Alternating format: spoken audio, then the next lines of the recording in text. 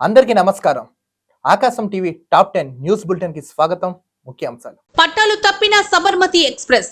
వారణాసి అహ్మదాబాద్ మధ్య నడిచే సబర్మతి ఎక్స్ప్రెస్ రైలు పట్టాలు తప్పింది. ట్రాక్ పై బండరాళ్లు పెట్టడంతో 20 బోగీలు పట్టాలు తప్పాయి. ఈ ప్రమాదంలో ప్రయాణికులంతా సురక్షితంగా ఉన్నట్లు రైల్వే శాఖ మంత్రి అశ్విన్ వైష్ణవ్ స్పష్టం చేశారు. నిందితులపై కఠిన చర్యలు తీసుకుంటామని హామీ ఇచ్చారు.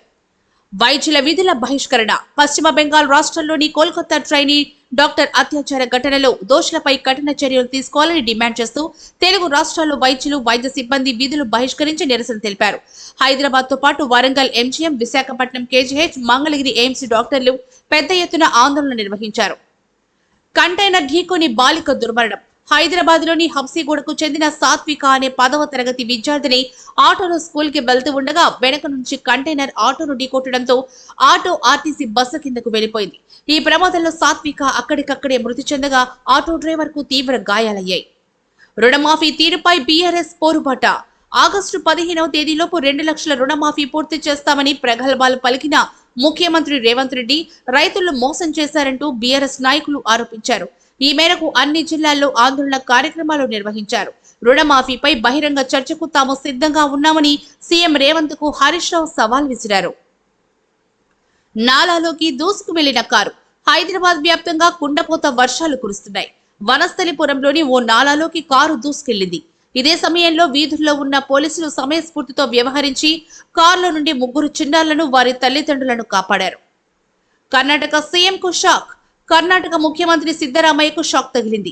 మైసూరు అర్బన్ డెవలప్మెంట్ అథారిటీ భూ కుంభకోణం కేసులో విచారణకు గవర్నర్ ధావర్ అనుమతిచ్చారు. సమాచార హక్కు కార్యకర్త ఫిర్యాదు నేపథ్యంలో విచారణకు గవర్నర్ అంగీకారం తెలిపారు. ఈ విషయాన్ని ముఖ్యమంత్రి కార్యాలయం ధృవీకరించింది. నిర్మాణ దశలోనే 3వసారి కూలిన వంతెన. బీహార్లోని గంగా నదిపై సుల్తాన్గంజ్ అగువామి ఘాట్ వంతెన నిర్మాణ దశలోనే 3వసారి కోల్పోయింది. 1710 కోట్లతో నిర్మిస్తున్న ఈ వంతెన 2022లో ఒకసారి, 2023లో ఒకసారి కూలిపోయింది. తాజాగా 3వసారి వంతెన కూలడంతో నిర్మాణం నాణ్యతపై తీవ్ర విమర్శలు వ్యక్తమవుతున్నాయి. నాసిక్ లో విధ్వంసం. బంగ్లాదేశ్ లో హిందువులపై దాడులకు నిరసనగా మహారాష్ట్రలోని నాసిక్ లో చేపట్టిన బంద్ హింసాత్మకంగా మారింది.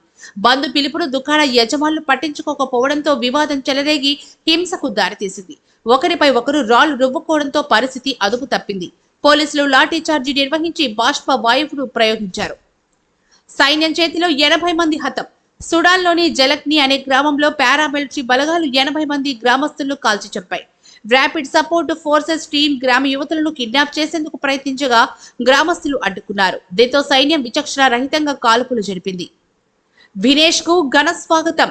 ఒలింపిక్స్ రెజ్లింగ్ విభాగంలో అద్వితీయ ఆటను కనపరిచి ఫైనల్ కు చేరి అధిక బరువు కారణంగా అనర్హతకు గురైన వినేష్ పొఘాట్ ఢిల్లీకి చేరుకున్నారు. ఆమెకు తోటి రెజ్లర్లు సాక్షి, బజరంగ్ ఘన స్వాగతం పలికారు. తదుపరి తాజా వార్తల కోసం నిరంతరం చూస్తున్నానండి ఆకాశం టీవీ.